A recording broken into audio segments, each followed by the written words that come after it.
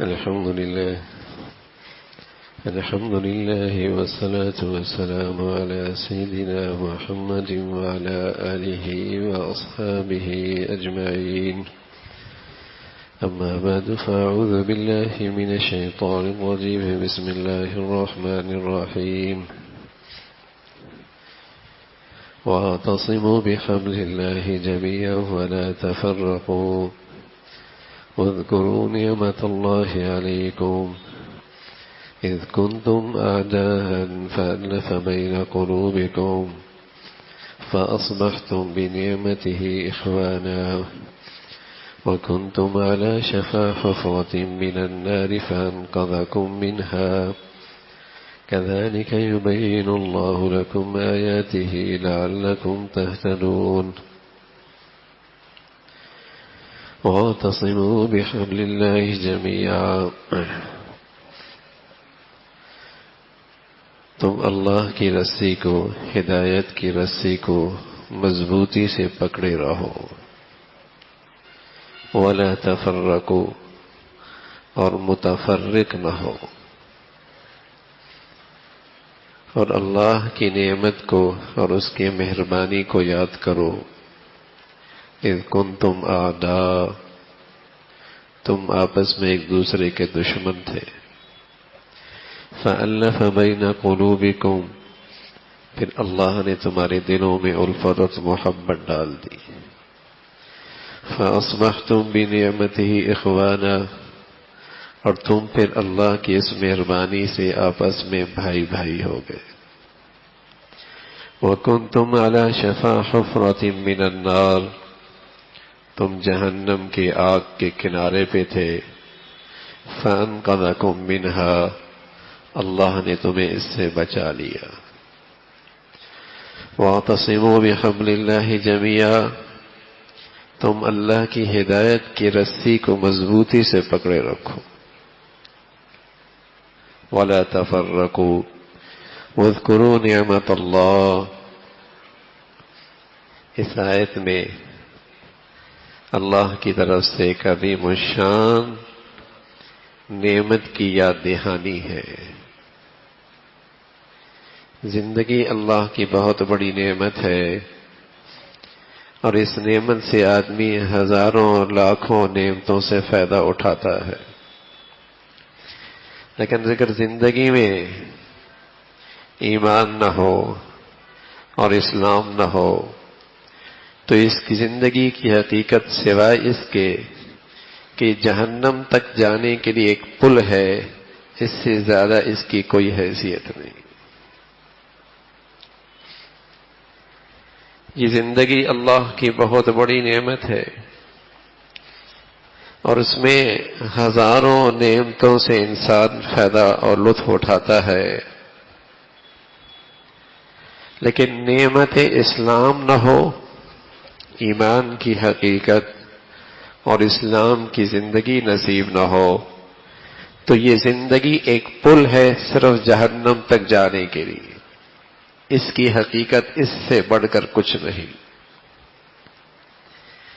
جو عظیم الشان نعمت ہے وہ نعمت ایمان اور اسلام ہے. اتنی بڑی نعمت ہے. اگر کسی مسلمان سے یہ کہہ دیا جائے کہ ایک طرف ساری دنیا کی سلطنت اس کی طرف رکھ دی جائے اور کہا جائے کہ یہ تجھے مل جائے گی، صرف اسلام سے دستبردار ہونا ہوگا،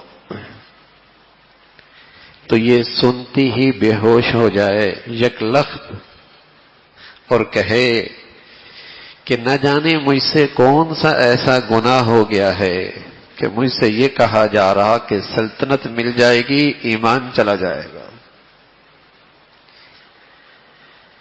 رسول کریم صلی اللہ علیہ وسلم فرمایا کرتے تھے ثلاث من جمعہن فقد استکمل الایمان. 3 خوبیاں ایسی ہیں جس کے اندر یہ آ جائیں تو اس کا ایمان بڑھیا ہو گیا، اس کا ایمان مکمل ہو گیا. ان میں ایک چیز فرمائی ان یکون اللہ ورسولہ احب الیہ مما سواہما، کہ اللہ اور اللہ کے رسول کی محبت اس کے ہاں ہر ماں سوا سے زیادہ ہو جائے. اللہ اور اللہ رسول سے محبت اس کے ہاں ہر ماں سوا سے زیادہ ہو جائے.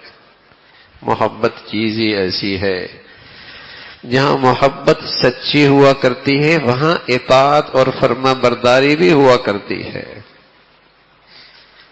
تو فرمایا کمال ایمان اس کی ایک علامت اور خوبی یہ ہے کہ ان یکون اللہ ورسولہ احب الیہ مما سواہما، اللہ اور اللہ کے رسول کی محبت ہر ما سوا سے زیادہ ہو جائے. میں عرض کر رہا ہوں جب محبت ہوتی ہے وہاں اطاعت ضرور ہوتی ہے. ساری دنیا کی چاہتیں اسے اپنی طرف بلائیں، لیکن یہ اللہ کے محبوب اور اللہ کا محب اور اللہ کا فرما بردار نظر آئے، یہ اللہ کے رسول سے محبت کرنے والا اور اس کا فرما بردار نظر آئے، ایک علامت یہ ہے.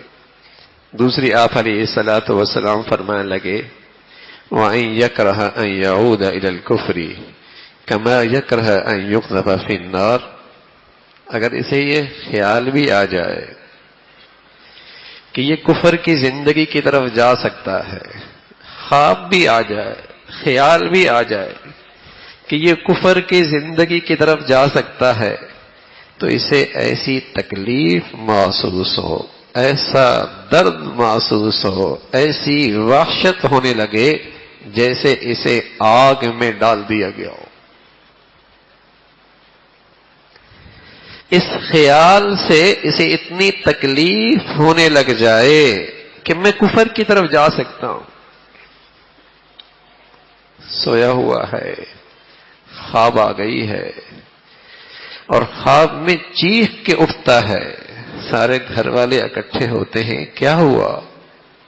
کہا میں نے بہت خوفناک خواب دیکھا ہے، اللہ نہ کرے کبھی پھر اللہ مجھے یہ خواب دکھائے. ہوا کیا ہے؟ کہا ہوا یوں ہے کہ میں نے خواب میں دیکھا ہے میرے گھر میں کفر کی چھائیاں پڑ رہی ہیں، میرے گھر میں کفر کے آثار پڑ رہے ہیں. ایسی خوفناک خواب دیکھی ہے، چیخ اٹھا جیسے آدمی خواب میں آگ کی طرف گر جائے اور کوئی اسے اٹھا کر آگ میں پھینک رہا ہو تو چیخ نکل آتی ہے.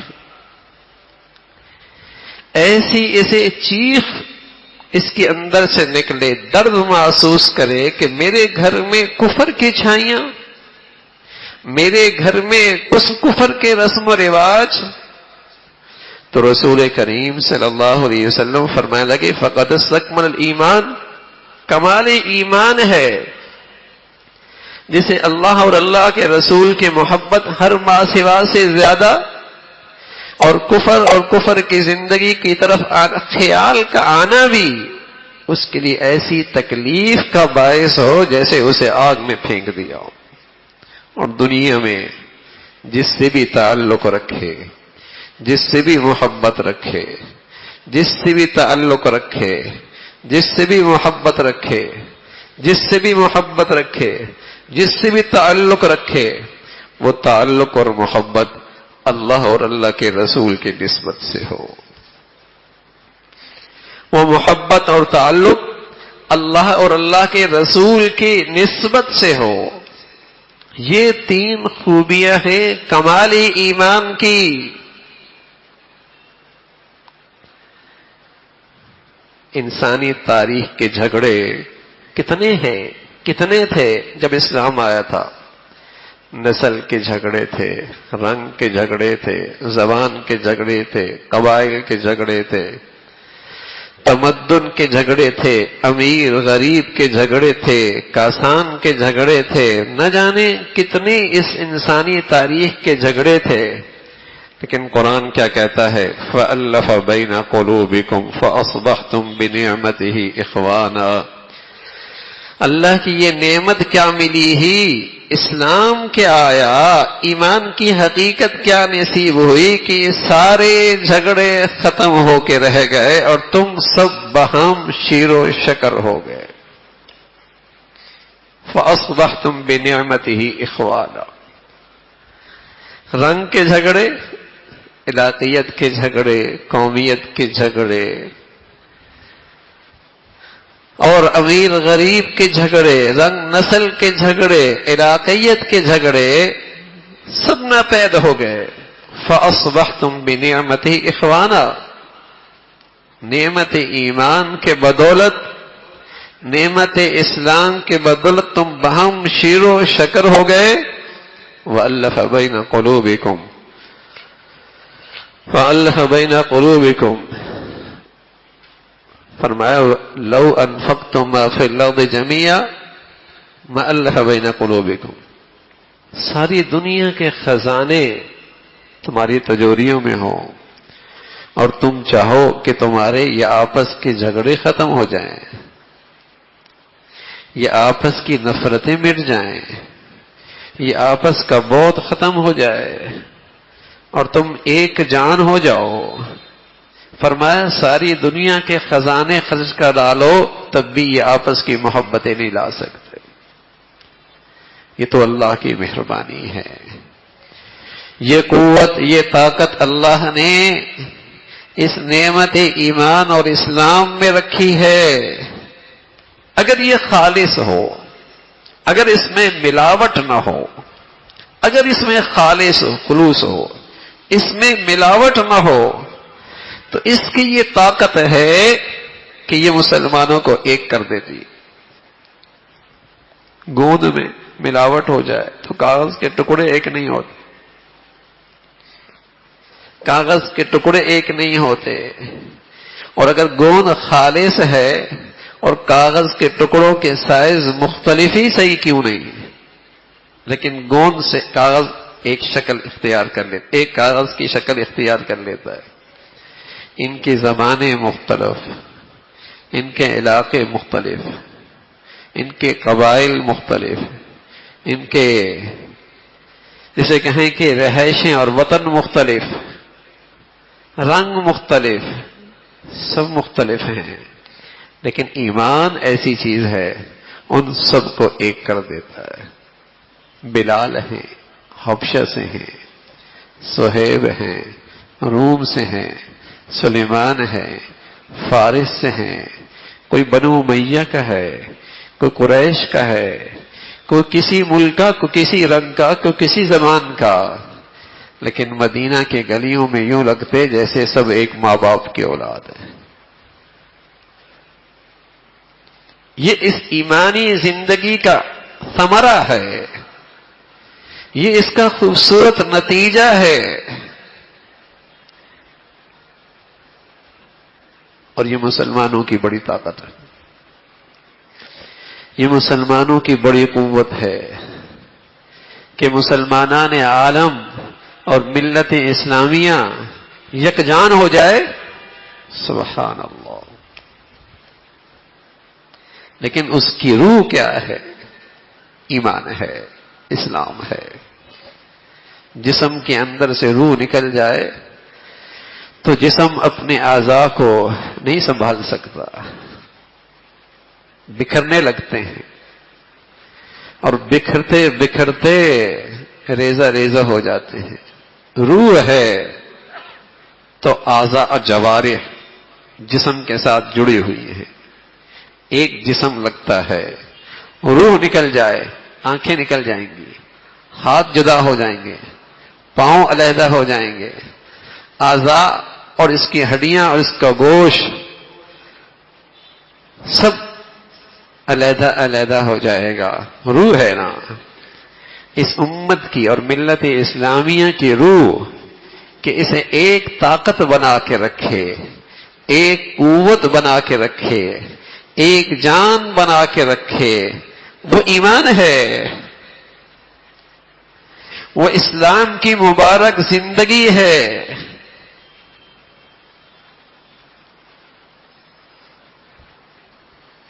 یہ اللہ نے سبق مسلمانوں کو خود دیا ہے، لیکن مسلمان اس سبق کو بھول گئے، اور اس کے دشمنوں کو پتا ہے مسلمانوں میں دین اسلام زندہ ہو گیا، مسلمان ایک طاقت ہو جائے گی۔ یہ سبق مسلمانوں کو اللہ نے خود دیا ہے، لیکن اس کے دشمن اچھی طرح جان بیٹھے ہیں اگر ان میں اسلام آ گیا یہ ایک قوت بن جائیں گے، یہ ایک طاقت ہو جائیں گے. پھر ان میں وطن کے لحاظ سے، زبان کے لحاظ سے، علاقے کے لحاظ سے، نسل کے لحاظ سے تم تفریق نہیں کر سکتے، یہ یکجان ہو جائیں گے. اگر ان کی قوت اور طاقت سے بچنا ہے تو انہیں بے دین کر دو،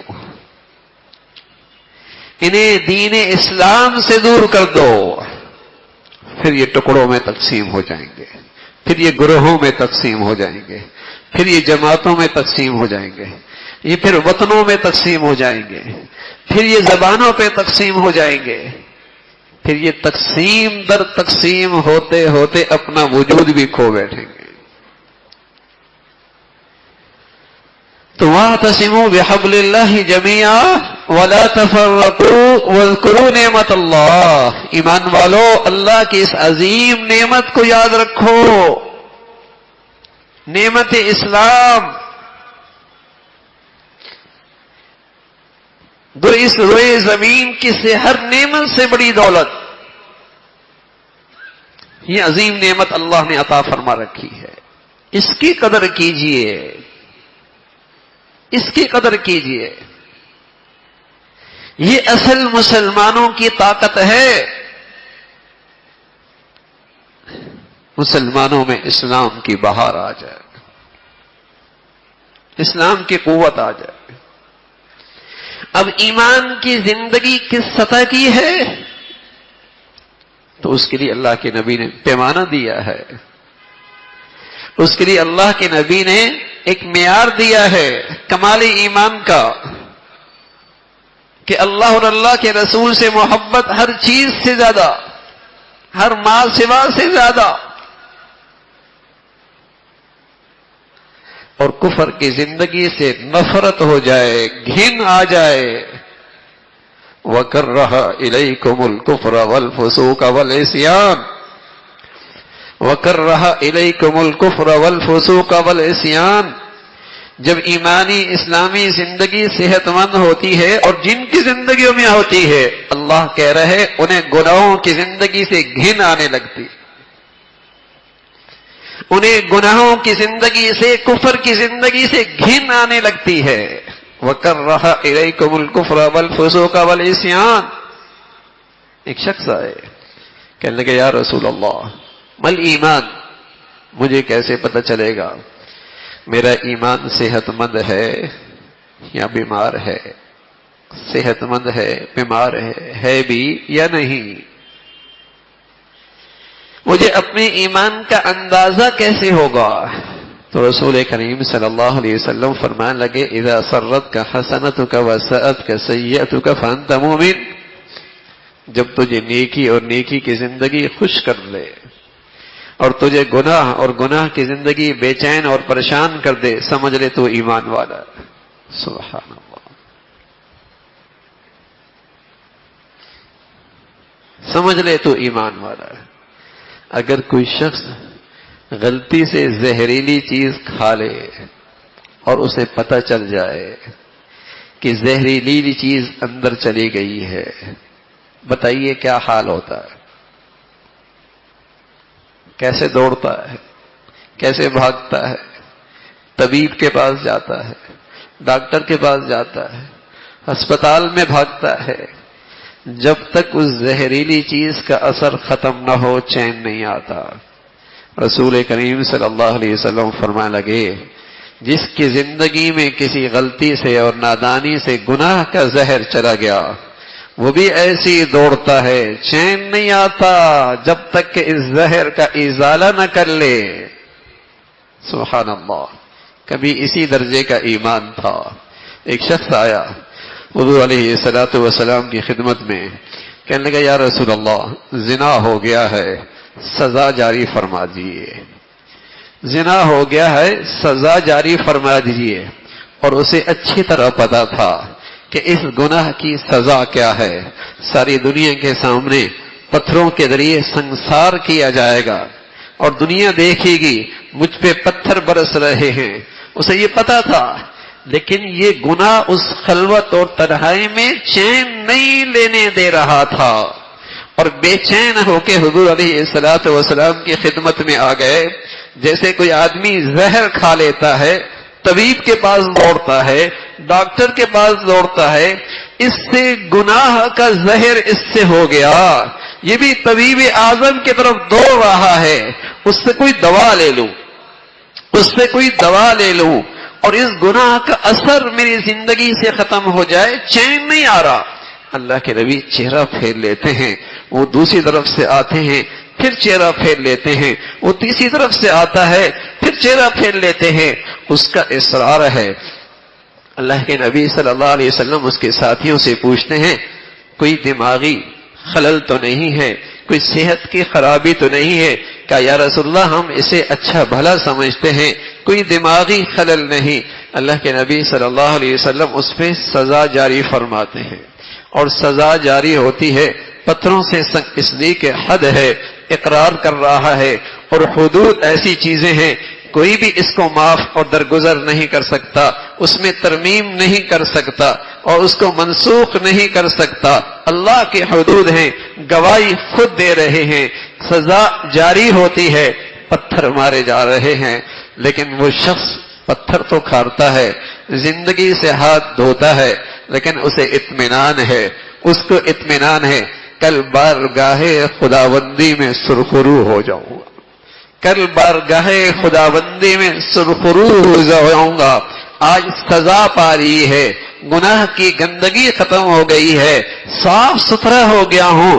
کل جو حقیقی زندگی ہے، جیسے ہم کہتے ہیں نا، بہتر مستقبل کے لیے کچھ کرنا پڑتا ہے، بہتر مستقبل کے لیے کچھ کرنا پڑتا ہے.